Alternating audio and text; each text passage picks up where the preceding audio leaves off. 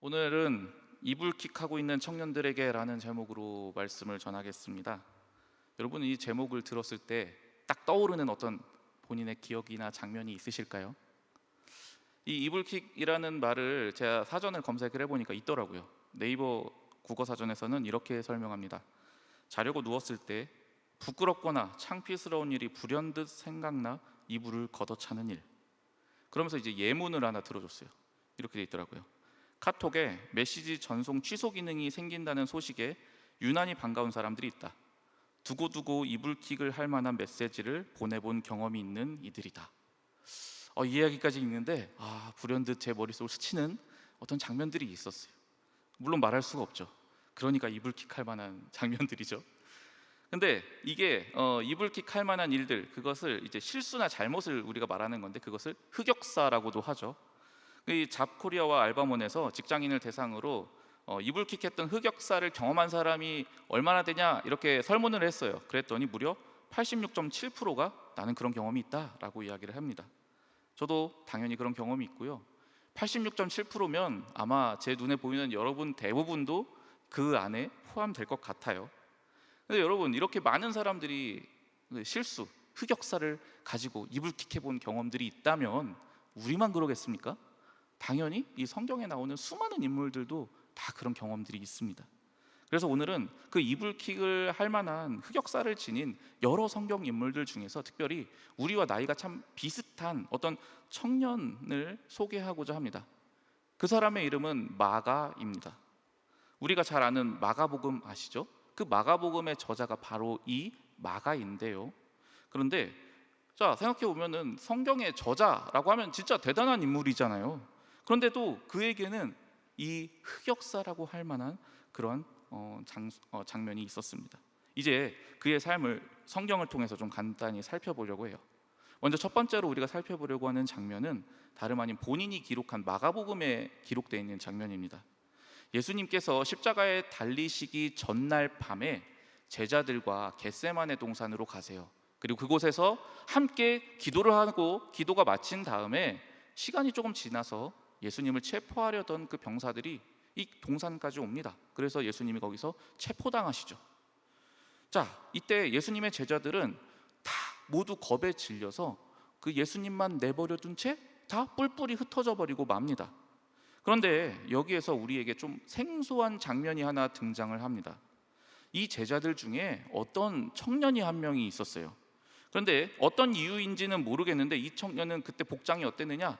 알몸이었어요. 알몸인데 거기다 이불만 하나 이렇게 딸랑 두르고 온 거예요. 그런데 그 청년이 예수님께서 이렇게 체포당하시는 장면을 보니까 너무 놀랍고 무서웠던 것 같아요. 그래서 너무 놀랍고 무서워졌던 이 청년은 그만 그 자기 몸 걸치고 있는 그 혼이불을 그냥 이렇게 버려둔 채 알몸으로 그 자리를 빠져나옵니다. 이때의 상황을 성경은 이렇게 기록하고 있습니다. 마가복음 14장 51절에서 52절 말씀인데요, 제가 읽어드릴게요. 한 청년이 벗은 몸에 배 혼이불을 두르고 예수를 따라가다가 무리에게 잡힘에 배 혼이불을 버리고 벗은 몸으로 도망하니라. 아멘.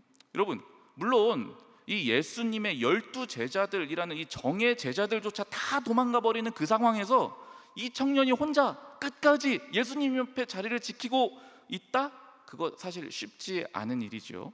그러나 아무리 그런 사정을 참작한다고 한들 예수님을 내버려 두고 혼자 살려고 도망친 건 빼도 박도 못한 분명한 사실입니다.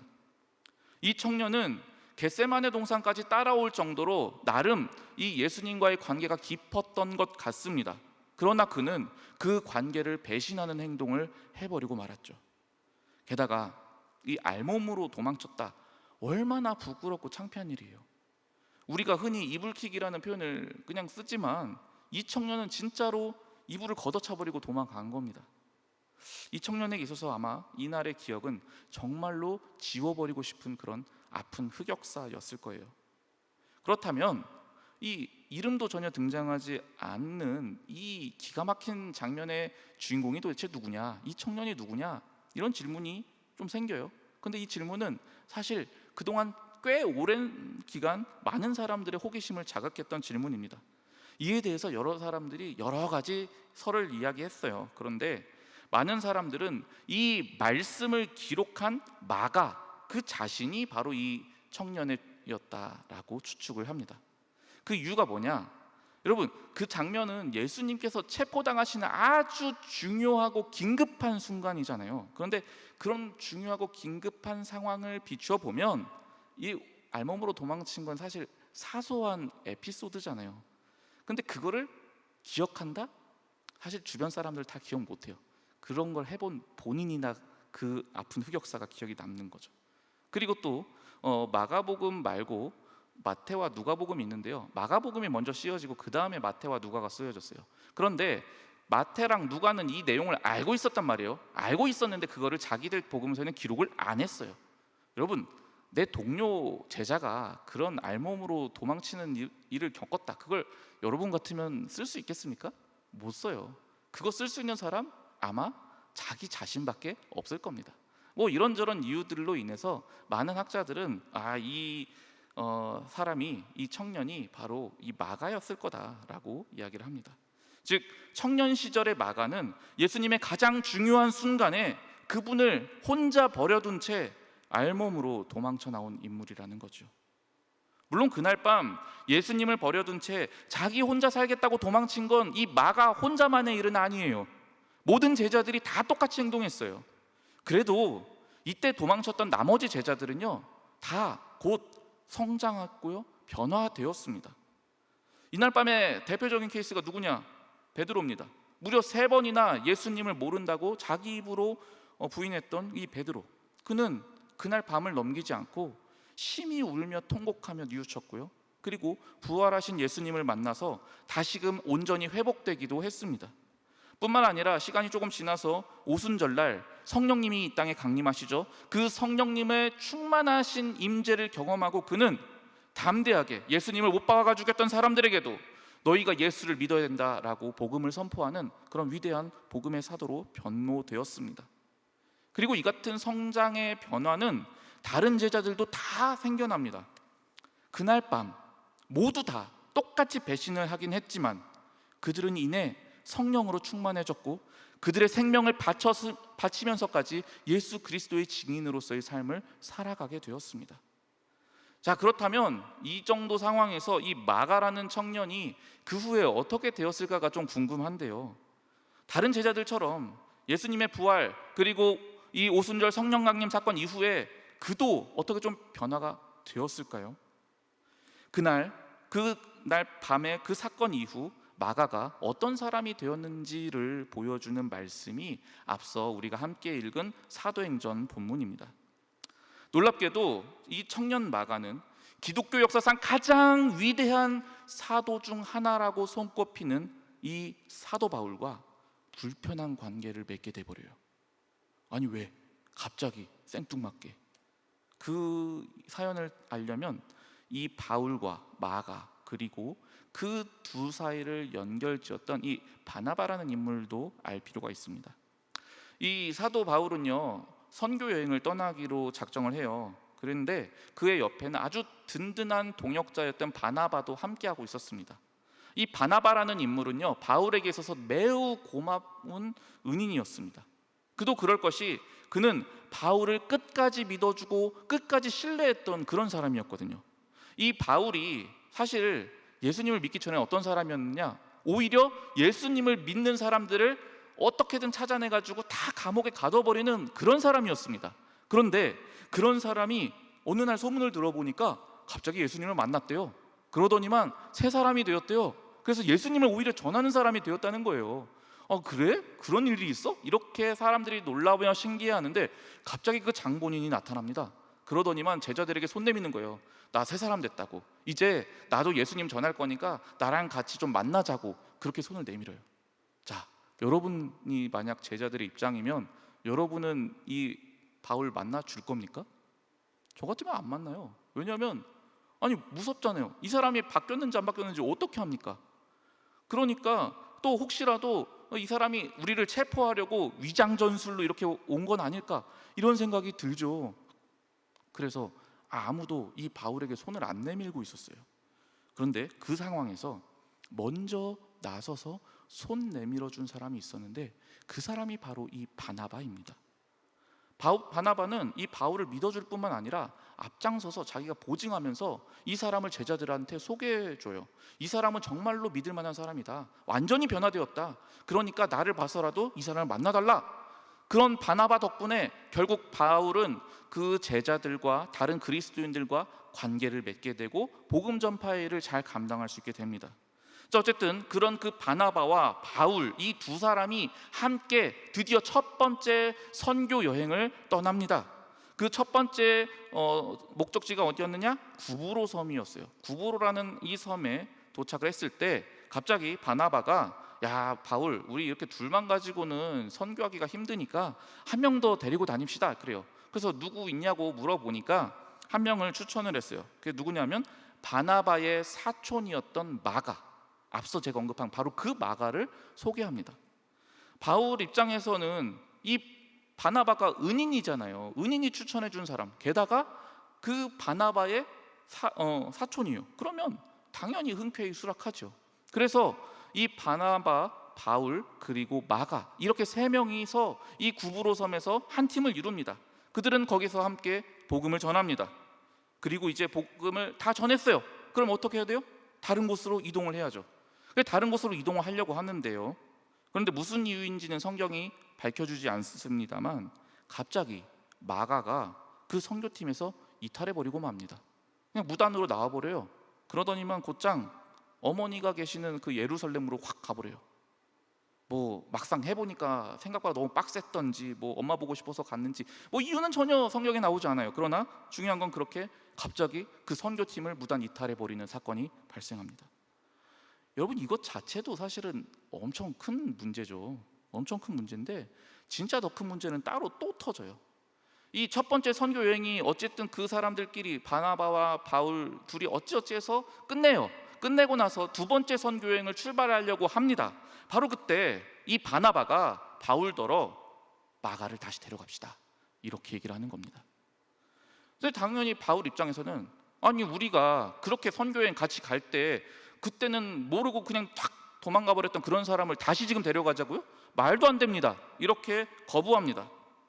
선교 여행을 무단으로 이탈한 사람 어떻게 데려가냐고.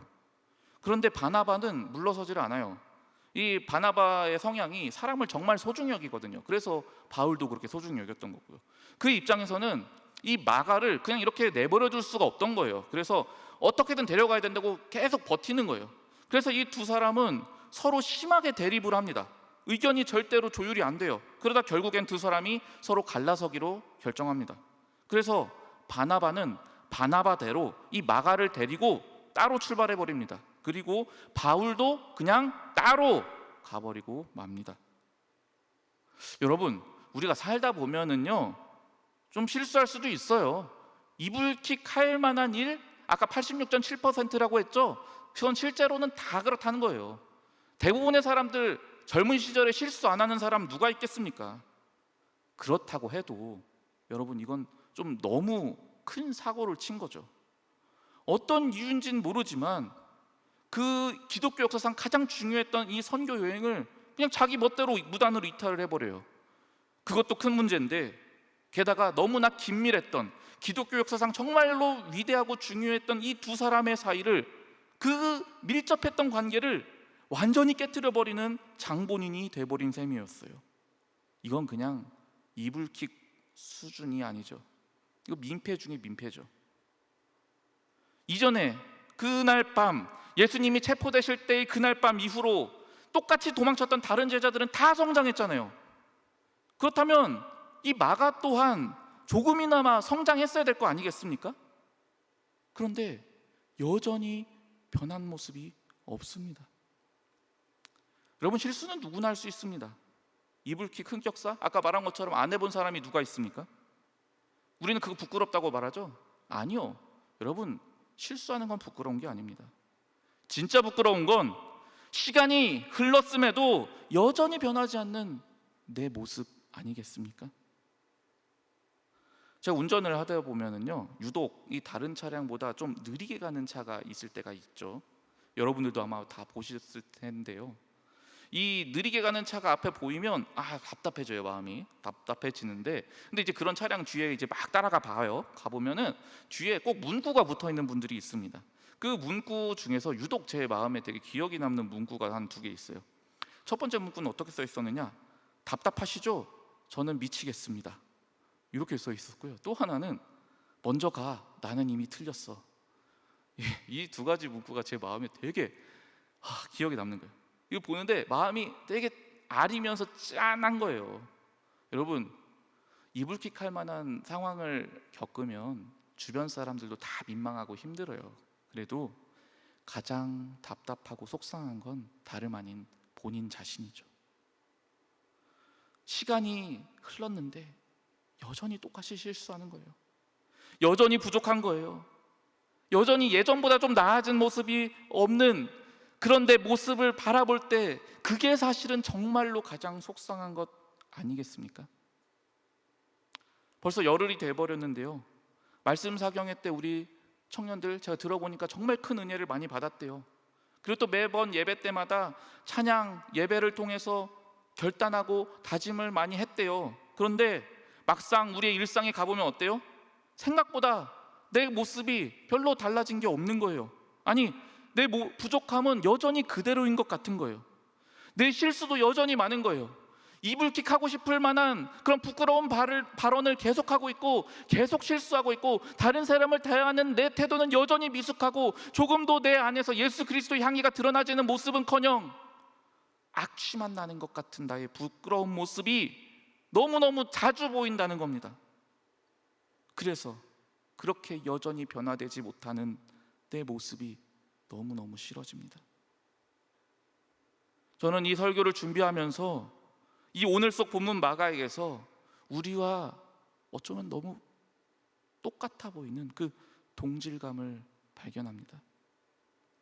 누구나 할 수 있는 실수라기엔 너무 큰 실패만 연달아 한 이 청년, 그것도 혼자 그냥 잘못하고 끝난 게 아니라 주변에 있는 사람들에게까지 큰 폐를 끼치고야 말았던 이 청년, 그리고 또 기독교 역사상 가장 위대했던 인물들, 가장 중요했던 선교 여행에 아주 대문짝만하게 커다란 흑역사를 남겨버린 이 청년. 저는 이 마가라는 청년이 우리의 그 연약한 어떤 모습을 투영하는 것만 같았습니다. 여러분, 이런 사람은 그냥 이번 생은 망한 걸까요? 그냥 그렇게 살다가 끝나는 걸까요? 그냥 그렇게 사고뭉치처럼 매번 실수하고 매번 실패를 반복하다가 그냥 그렇게 끝나버려야 될 그런 인생일까요? 나 말고 다른 사람들은 다 성장하고 다 변화하는데 혼자서만 부족하고 실수와 실패 투성이인 그 모습 그대로 그냥 쭉 살아가는 것일까요? 저는 그 이후의 모습이 무척 궁금했습니다. 그래서 그의 남은 인생들을 찾아보았습니다. 안타깝게도 그 이후로 마가의 어떤 행동 혹은 그의 어떤 말, 그의 모습은 더 이상 성경에는 비춰지지 않습니다. 그렇지만 이 마가의 주변의 사람들의 어떤 언급 속에서 이 마가라는 사람의 그 다음 모습들, 그 나머지 인생의 모습이 드러나고 있습니다. 골로새서 4장 10절 말씀입니다. 제가 읽어드리겠습니다. 나와 함께 갇힌 아리스다고와 바나바의 생질 마가와 이 마가에 대하여 너희가 명을 받았음에 그가 이르거든 영접하라. 아멘. 여기서 생질이라는 말은 조카, 사촌 이런 걸 의미하는데요, 이 편지는 놀랍게도 이 바울이 감옥에 갇혔을 때 쓴 편지입니다.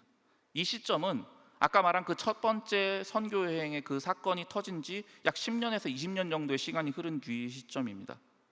앞서 우리가 살펴봤던 그 사도행전 속의 그 마가와 바울의 관계를 생각해 볼 때 이 마가와 바울이 다시 무언가 일을 하게 될 거다? 그런 건 사실 전혀 기대가 안 되죠. 여러분도 교회 생활 해보면서 아시잖아요. 이 정도로 무단으로 선교 여행을 갔는데, 단기 선교 갔는데 갑자기 확 나 혼자 엄마 보고 싶다고 막 비행기 타고 가고 이런 청년하고 여러분 다시 일하고 싶겠어요? 안 하고 싶겠죠. 그런데 지금 이 감옥에 갇혀 있는 바울은 자신과 함께 있는 사람 중에 마가가 있다고 말합니다. 게다가 지금 이 편지를 받는 그 수신자들에게 뭐라고 말하느냐, 만약 이 마가가 너희들에게 가게 되거든 너희들은 특별히 그를 잘 대접해 주길 바란다 라고 명령하고 있습니다. 한마디로 바울은 지금 이 마가를 인정하고 있습니다. 이런 놀라운 관계의 변화는 그냥 한번 기분이 좀 바뀌어서 이루어진 일이 아닙니다. 다른 성경에서도 나타나고 있습니다. 이 말씀과 비슷한 시기에 기록된 빌레몬서 1장 24절 말씀은 이렇게 말하고 있습니다. 또한 나의 동역자 마가 아리스다고 데마 누가가 문안하느니라. 아멘. 바울은 여기서는 아예 마가에 대해서 뭐라고 소개하느냐, 마가는 나의 동역자다 이렇게 말하고 있습니다. 여러분, 전에 제가 언급해 드린 것처럼 성경은 이름의 순서를 언급하는 것조차 큰 의미를 담고 있습니다. 그런데 지금 바울은 자신의 여러 동역자들 중에서도 가장 먼저 이 마가를 언급합니다. 그리고 바울이 이제 순교하기 직전에 마지막으로 기록한 편지가 디모데후서인데요, 이 디모데후서 4장 11절은 이렇게 기록하고 있습니다. 누가만 나와 함께 있느니라. 네가 올 때에 마가를 데리고 오라. 그가 나의 일에 유익하니라. 아멘. 여러분, 우리가 사람이 죽기 전에는요, 자신에게 있어서 가장 중요한 말, 가장 의미 있는 말만 하잖아요. 이 디모데후서를 남기는 바울의 입장에선 유언과도 같은 편지입니다. 그런데 그가 죽음을 목전에 둔 상태에서 뭐라고 요청합니까? 이 마가를 굳이 지목하면서 이 마가를 무슨 일이 있어도 너는 꼭 데리고 와달라 이렇게 요청을 합니다. 그러면서 이 마가야말로 이 바울 자신에게 있어서 매우 유익한 사람이기 때문이라고 말을 합니다. 여러분, 제가 지금 3가지 본문을 들어서 설명을 드렸는데요, 이 말씀들을 쭉 보면은 이 사람이 정말로 아까 말한 그 마가가 맞나? 하는 생각이 들 정도로 너무 다른 모습이 보여집니다. 아까 어땠습니까? 바나바와 심하게 다투고 피차 갈라설 만큼 이 바울도 결단코 이런 사람 내가 내 선교 여행에는 데려갈 수 없어 라고 단호하게 거부했던 그 바울의 모습도 온데간데 찾아볼 수가 없습니다. 이미 마가는 바울에게 있어서 가장 중요한 동역자가 되었고, 가장 고통스러운 그 투옥되는 상황에서도 함께 있어주는 사람이 되었고, 그의 마지막 생명이 다할 때에도 그가 꼭 같이 있고 싶어하는 그런 사람이 되어 있었습니다. 비록 마가의 어떤 구체적인 행동이 성경에 기록되어 있지는 않았지만 우리는 바울의 이 말들을 통해 그가 얼마나 그의 나머지 인생 속에서 하나님의 일을 훌륭히 잘 감당해내었는지를 충분히 짐작하게 됩니다. 그리고 이 같은 마가의 성장은 바울 이 한 사람만 느낀 게 아니었습니다.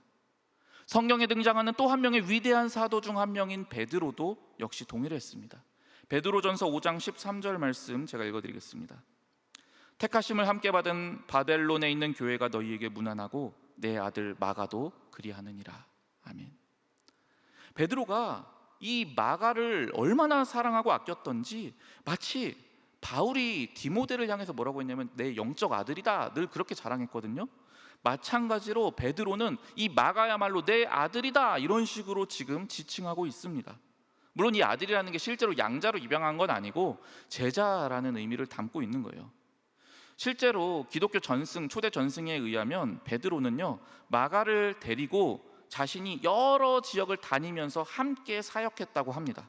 그런데 그렇게 다니면서 베드로는 자신이 직접 보고 들은, 그리고 함께 숨쉬며 같이 행동했던 이 예수님의 이야기를 마가에게 그대로 전해준 거예요. 예수님의 제자였던 이 베드로에게 마가는 말 그대로 제대로 제자 훈련을 받은 것이죠. 마가는 자신이 베드로를 통해서 직접 들었던, 생생하게 마치 있는 것처럼 경험했던 그 예수님의 이야기를 자기가 정리해서 글로 남깁니다. 이것이 바로 최초의 복음서인 마가복음의 유래입니다. 마가는 놀랍도록 변했습니다. 과거 부끄럽고 창피했던, 엄청난 실패와 좌절을 겪기만 하던 그 모습이 무색하리만치 완전히 변화했습니다. 저는 그 변화의 원인이 궁금했습니다. 그러나 앞서 말씀드렸듯 성경은 마가가 어떤 행동을 했다 또는 변화를 위해서 이런 노력을 했다 이런 기록 전혀 남기지 않고 있습니다. 성경은 그저 담담히 이 마가라는 인물의 과거의 모습, 그리고 변화된 모습을 그저 있는 그대로 우리에게 보여주고 있을 뿐입니다.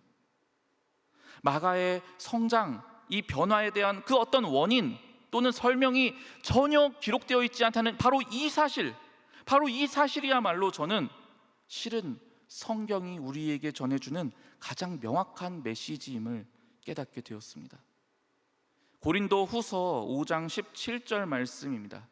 여러분, 이 말씀은 우리 같이 한번 소리를 내어서 읽어봤으면 좋겠습니다. 함께 읽겠습니다. 시작. 그런즉 누구든지 그리스도 예수 안에 있으면 새로운 피조물이라.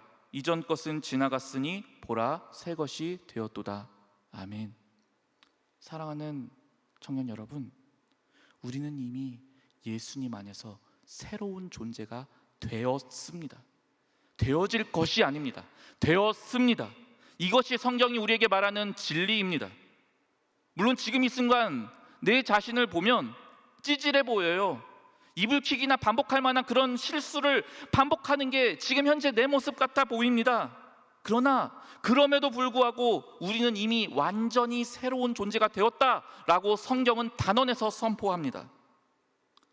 우리가 성장하거나 변화를 위해서 어떤 특별한 비결 혹은 방법이 존재하는 게 아니라는 이야기입니다.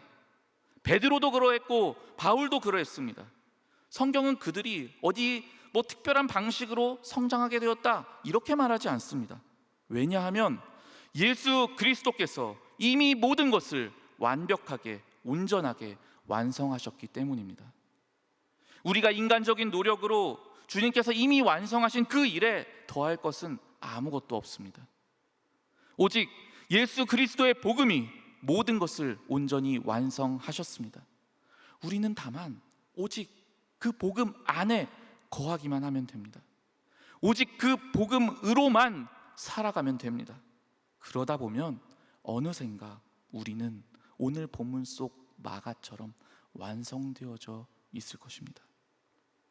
여러분, 우리가 가전제품을 살 때요, 완성품이 아닌 상태로 사는 경우는 없죠. 예를 들어서 세탁기가 필요해요. 세탁기를 사려고 합니다. 그런데 케이스만 사요. 그리고 나머지 부품들을 시간이 흐르면서 천천히 하나하나 구입해서 내가 그거를 천천히 조립해가지고 채워서 마침내 완성시키는 그런 사람이 있습니까? 아무도 없습니다. 우리는 구매할 때 이미 완성된 세탁기를 구매합니다.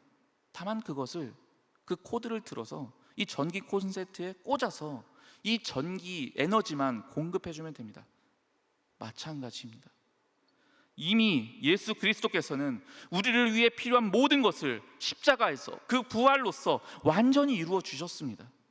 그래서 그분은 십자가에서 숨지시기 직전에 다 이루었다, 테텔레스타이라고 선언하시고 돌아가신 겁니다.